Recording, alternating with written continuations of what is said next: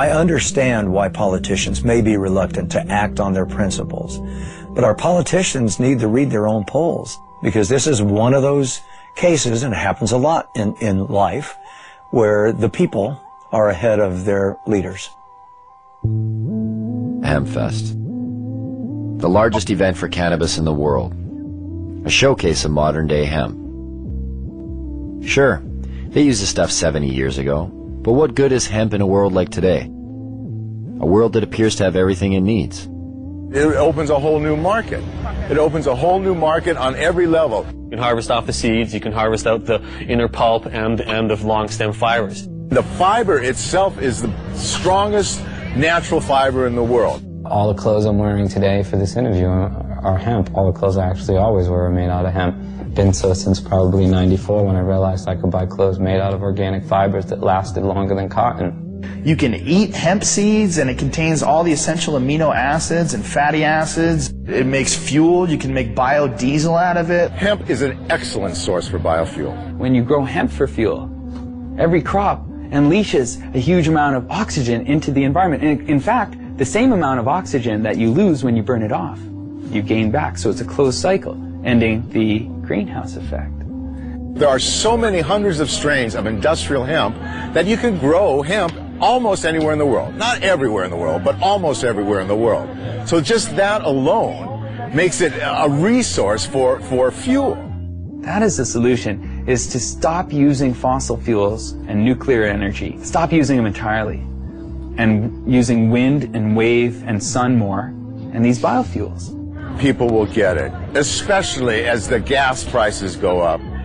It's the highest quality paper there is. I mean, it's archival quality. The words tree-free paper don't make sense to people. Hemp paper that you find in the museums that are hundreds of years old haven't even yellowed. To supplement the wood, we could solve the deforestation problem.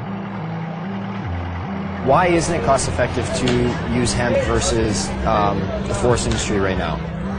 The simple answer is because you can't grow the hemp in the United States. As far as human beings are concerned, it's probably one of the most useful plants ever, if not the most useful plant ever, and it's illegal. Industrial hemp is not a drug, though it is of the same species as marijuana. It is a completely different variety of plant, similar to comparing a Chihuahua with a St. Bernard. You can't get high from industrial hemp, but you can get high from marijuana. This is the only industrialized country in the world that doesn't grow industrial hemp.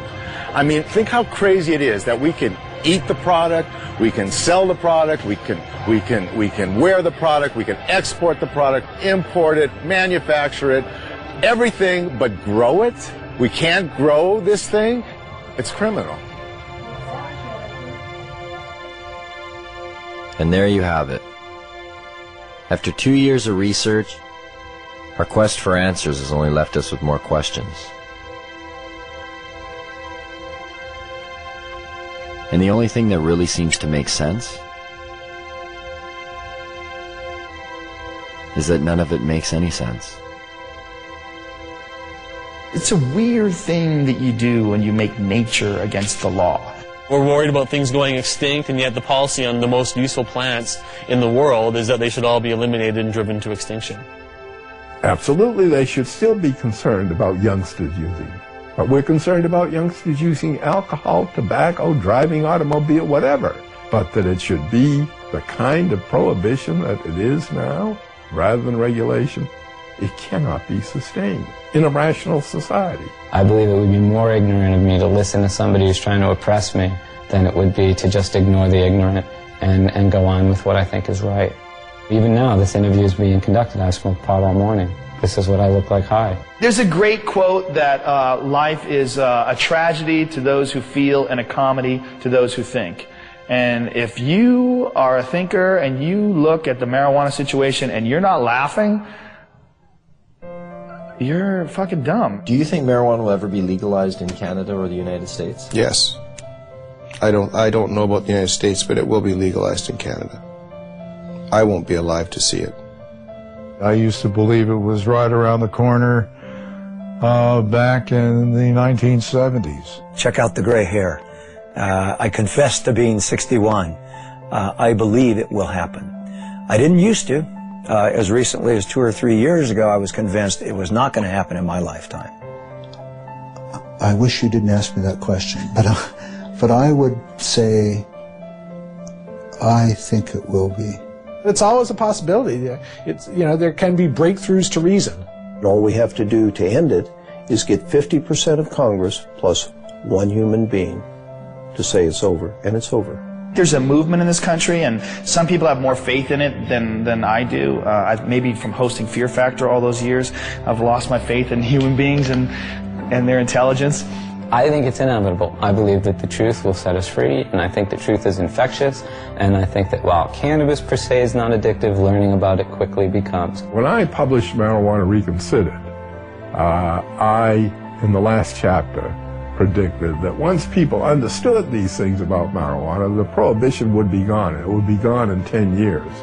Carl Sagan, who was a very good friend of mine, read the manuscript and he said, "Lester, you're so pessimistic. 10 years?" You know, well, here we are, you know, 45 years later, and nothing has happened. Nonetheless, it can't help but happen. I mean, you can't sustain a lie like that forever.